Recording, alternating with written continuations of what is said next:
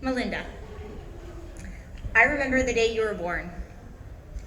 You were 2 days behind schedule. You were supposed to be born on December 27th, and instead you were born on December 29th. And subsequently, you developed the name of Hokey Puppy. But we all knew better. We knew that you simply beat to the rhythm of your own drum. For example, there was a time, many moons ago, when you were told by Mom and Dad on a particular sunny afternoon that you were not to play in the mud after a big rainstorm. So naturally, what'd you do? Clearly, the answer was obvious. But the best part is, when you came inside and Mom and Dad asked, "How did you get so dirty?" With droplets of mud just kind of trailing behind you and your clothes covered with brown, you looked at their eyes and said, "I have no idea." Luckily, we have videotape evidence to prove that this actually happened on video. Or another example, a beating to your own drum occurred after we left the house. Prior to this, Melinda would sit at the dinner table, attentive and quiet, with not too much to say. After we all left for college, Melinda was basically left to herself by being an only child. This meant she got extra special attention from Mom and Dad. Now, some people are under the strange impression that I talk a lot, although I have no idea what they are talking about. After I left the house, all of a sudden Melinda had so much to say. While some people say that I never gave her a chance to talk, now that she's a school psych and listens for a living, I just say I was training her for the job. So I've always felt a very special role in your life as a protector. From feeding you a bottle, to being your oops partner, to saving you from those big waves in North Carolina. The big sister role in me is so entrenched deep inside. Now I especially felt my need to protect you when you came to us devastated and crying because Dad had told you that you were born from a chicken egg.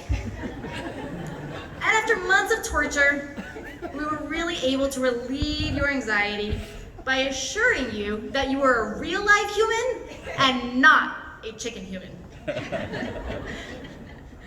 Then life happened and we grew up and you met Zach. We knew there was something special about Zach when Melinda began describing him in terms that she used with her special ed students.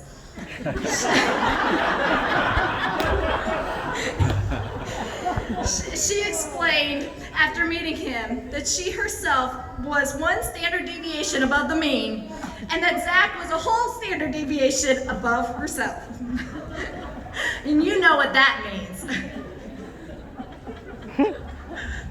I remember talking to Melinda when we shared a room at the hotel about 1 week after your first date. Your first date was at the Martini Bar, and you talked all night long about this guy named Zach. And I'm like, who is this Zach guy she's talking about? We all kind of were protective of you. That was our job as older sisters. And then Zach, well, you knew just what to do. You started bringing home that delicious elk sausage.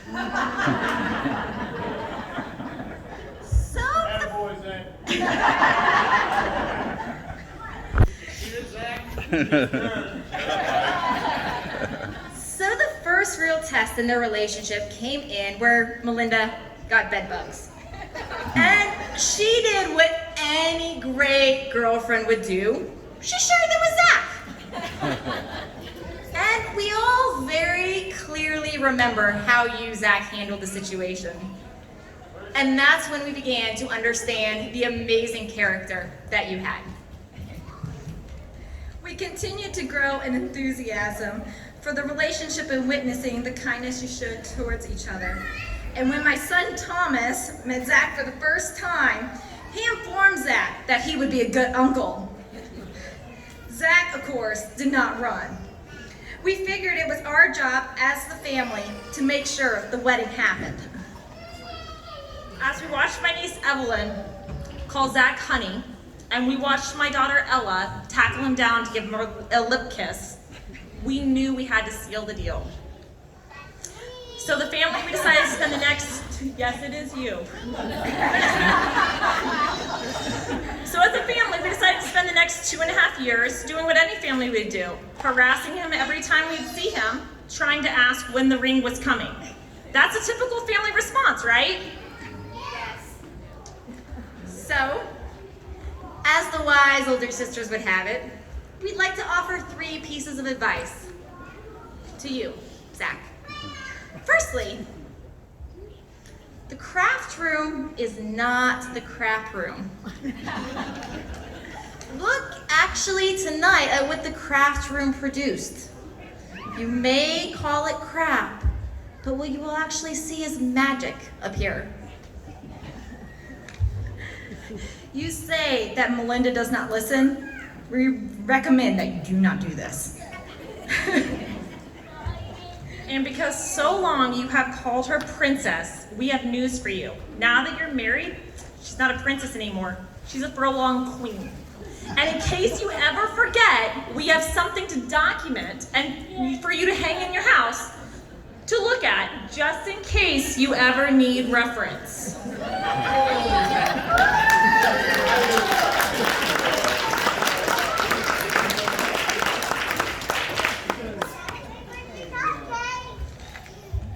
We love you both so much.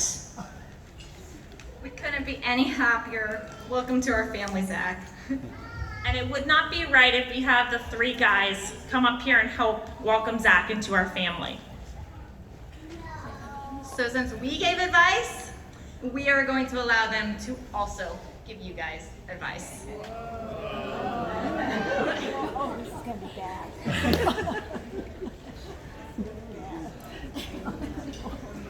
Okay, so I'm Matt Gangler. I'm Cheryl's husband here. So I'll give Zach some advice. Anybody who knows the Mueller sisters, they are all very, very different. They're all very, very headstrong. So unless you want to kind of start up World War III, you always say yes to any of their opinions. Yes. And I'm Miles, husband to Diane here. And in addition to saying yes to their opinions, you seem to me to be, Zach, a pretty consistent guy. If I talk to you about what your opinion is today, I'm pretty sure it's going to be the same in 2 weeks or 4 weeks or 6 months from today, unless there's a compelling reason, a big reason, something that you could tell me the scientific evidence that you found that shifted your opinion. Now, when she tells you her opinion today, and then it's a different opinion in 2 weeks from today, she wasn't lying to you. I know it seems like it because she can't tell you the compelling evidence that she had that shifted her mind. But believe her, because what she says today and what she says 2 weeks from today, she believes it. So that's my advice to you.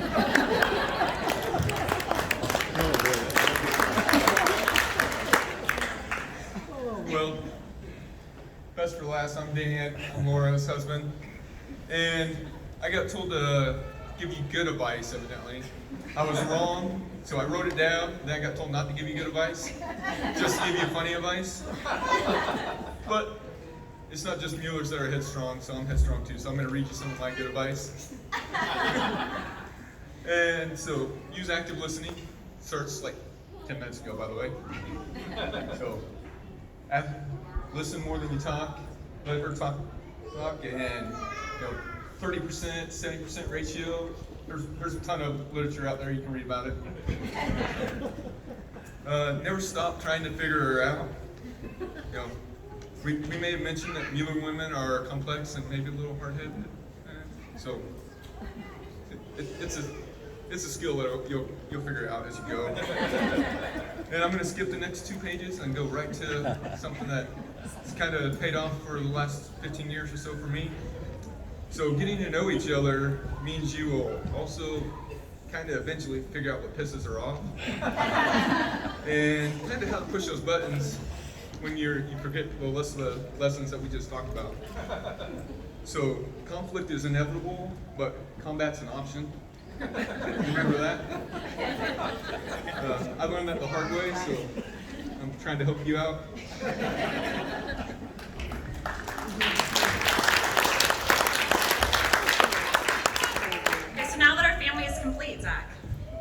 if you guys could, please raise your glass to Zach and Mindy.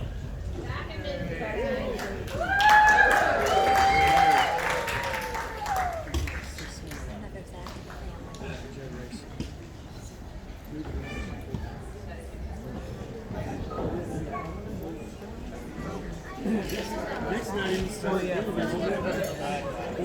night,